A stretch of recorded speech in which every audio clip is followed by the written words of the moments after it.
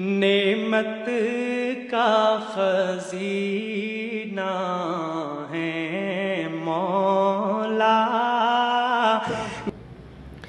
اب اس ساری تفصیل کے بعد سارے مسئلے انشاءاللہ حل ہو جائیں گے۔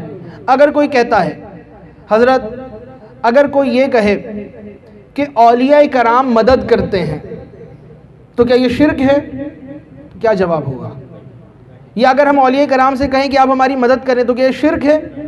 ہم کہیں گے نہیں، اس لیے کہ جب ہم یہ کہتے ہیں اللہ مدد کرتا ہے تو اللہ کا مدد کرنا، اولیاء کرام کا مدد کرنا، اللہ کا مدد کرنا قدیم، ان کا مدد کرنا حادث، اللہ کا مدد کرنا لامحدود، ان کا مدد کرنا، اللہ کا مدد کرنا غیر فانی، ان کا مدد کرنا برابری کا ہے۔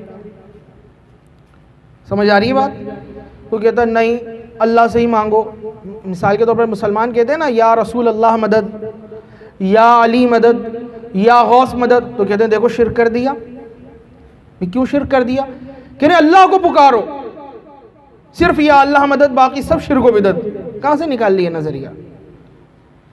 اللہ کو جو پکار رہے ہیں خدا سمجھ کے، اور اس کے بندوں کو جو پکار رہے ہیں بندہ سمجھ کے۔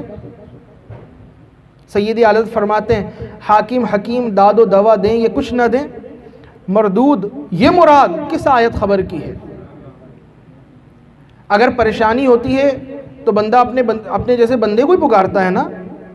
تو دنیا کی پریشانیوں کے اندر جب ہم بندوں کو پکار رہے ہیں، ان سے مدد لے رہے ہیں، تو اس پہ تو کوئی شرک کا حکم نہیں لگا رہا۔ آپ کی تنخواہ ختم ہو گئی، 1 تاریخ سے لے کر 10 تاریخ کے درمیان تنخواہ ملے گی، مینیجر دے گا، اکاؤنٹنٹ دے گا، بینک سے ملے گی، کوئی سیلری دینے والا دے گا۔ آپ اس کو کہتے ہیں بھائی سیلری دو، میری مدد کرو، تو سیلری لینا یہ مدد ہی تو ہے۔ بھائی میری تنخواہ دو، میری اجرت دو۔ تو آپ کو چاہیے تھا مہینے بھر کسی فیکٹری کسی کمپنی میں کام کریں، اور کام کرنے کے بعد کہ اللہ میں نے کام کیا ہے، اب آسمان سے مجھ پر نوٹ کی گڈی برسا دے۔ میں تو کسی بندے کے پاس نہیں جاؤں گا، اس لیے کہ اگر میں گیا تو تجھے چھوڑ کے بندے سے مدد لے لی میں نے، اور بندے سے مدد لینا شرک ہوتا ہے۔ صرف یا اللہ مدد، باقی سب شرک و بدعت۔ تو بندے سے مدد لینا شرک ہوا، اس لیے تو آسمان سے نوٹ برسا۔ کبھی آئیں گے؟ کبھی بھی نہیں آئیں گے۔